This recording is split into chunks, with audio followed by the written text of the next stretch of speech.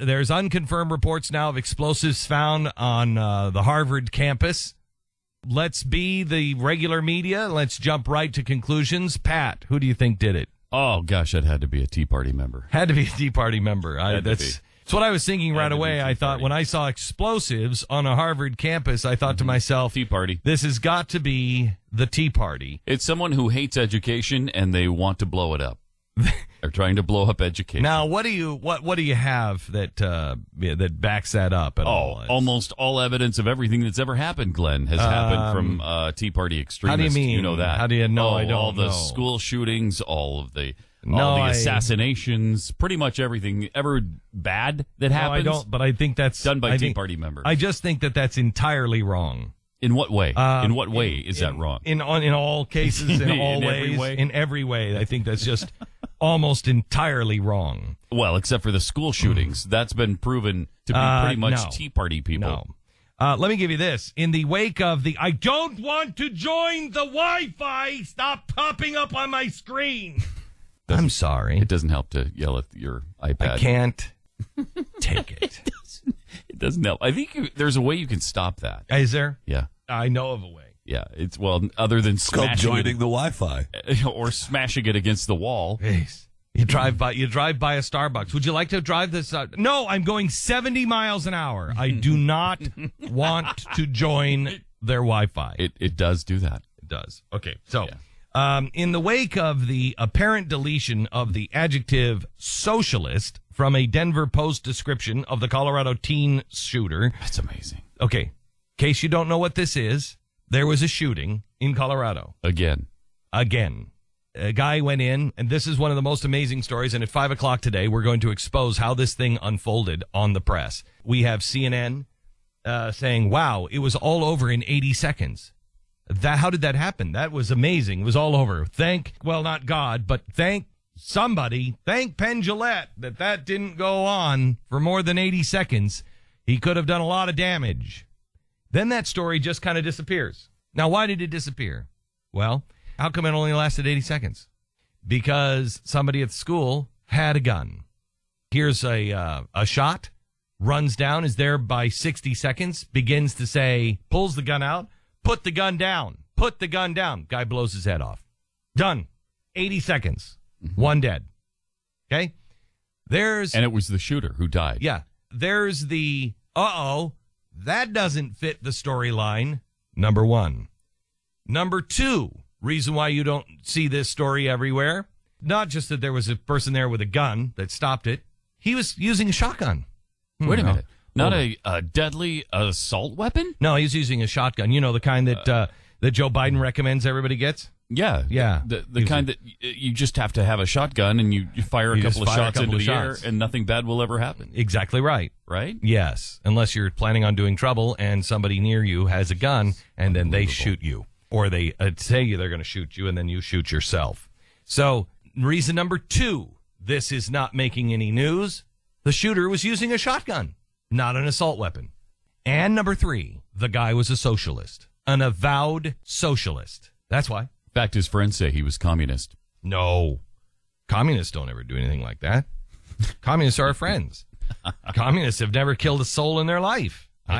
Well, other than 150 million souls. Yeah, but, I mean, who's counting? I know a lot of communists. Counting? Well, I don't know any, but the Pope knows a lot of communists. Yeah, and they're you know what? And what's weird is the last. No, I don't want to join Wi-Fi. Again, you just yelling at it doesn't help. The Pope knows a lot of Marxists, and what's strange is so did the Pope before the last one. He knew a lot of Marxists too.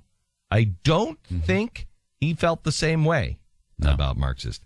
Anyway, so here is an attorney and a co-blogger of Ace of Spades HQ, Gabriel Mailer, put together a list of the recent high-profile violence and what the media said. The Blaze has this story up. It is really good. Remember, it's always right-wing, tea-partying, anti-president nut jobs, right? It's always somebody that just hates the president because he's black, or they're tea party and they want to destroy the government. September 2009, Remember, this one I was blamed for. Census taker Bill Sparkman found hanged in rural Kentucky. Media speculated it was Tea Party. In fact, the media blamed it on me. You remember that? Absolutely. Yeah. Ended up, it was suicide. He killed himself. Yeah, it was because we were talking about the census. The census. February 2010, Joe Stack flies a small plane into an IRS building. Anti-tax Tea Party rhetoric blamed. I believe I was blamed for that one, too, for juicing this guy up. Unfortunately, that guy was quoting the Communist Manifesto in his manifesto. February 2010, Amy Bishop shoots colleagues at University of Alabama at the faculty meeting. Gun-loving Tea Party suspected. Problem? She voted for the president. March 2010, John Patrick Bedell shot 2 Pentagon security. Right-wing extremist, that's what the media was questioning. Right-wing extremist, Tea Party-going, racist, anti-president. Except he was a registered Democrat and a 9/11 truther. Are you seeing a pattern yet? May 2010, massive Times Square bomb found. Bloomberg speculates it's somebody upset about Obamacare. No, he was jihadist. August 2010, Muslim cabbie stabbed in New York City. Media speculates it had to be a right-wing nut job. Nope, it was a lefty art student off his medication. September 2010, James Lee takes hostages at Discovery Channel headquarters. Media speculates a climate change denier. Nope, it was the exact opposite. It was an environmentalist who hates humans.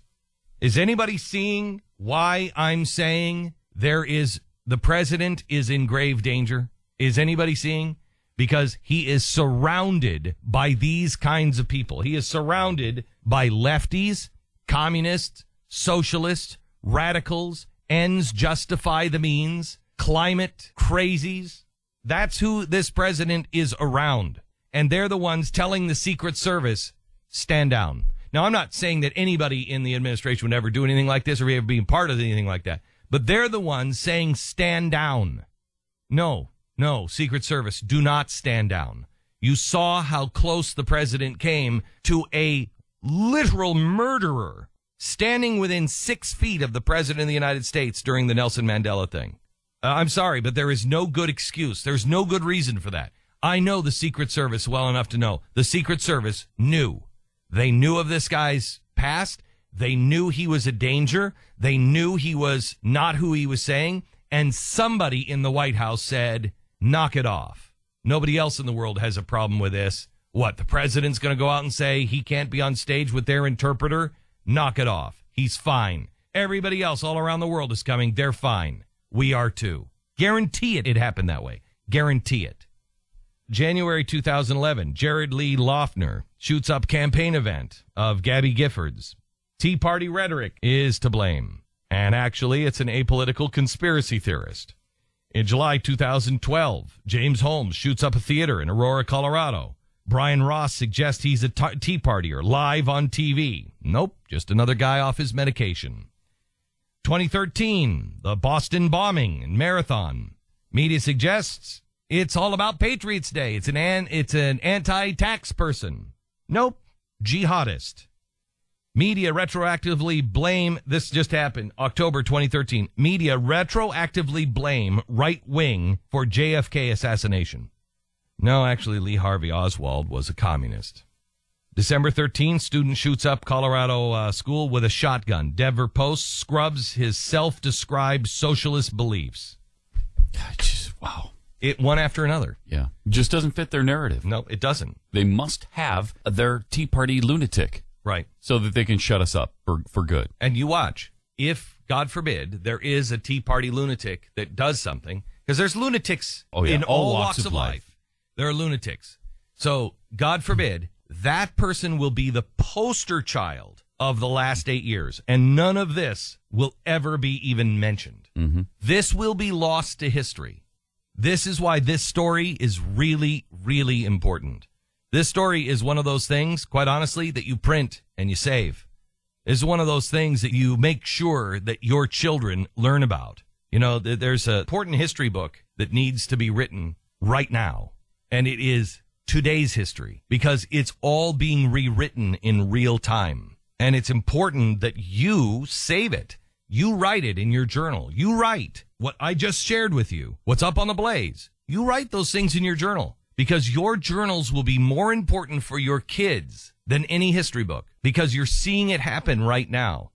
Do you think the colleges are better than the universities? And who's writing the history books? The universities are writing the history books right now. The professors at these universities, all leftists extraordinaire, they're the ones writing the current history books. Do you think they're going to be more kind or less kind to people like you than the media is?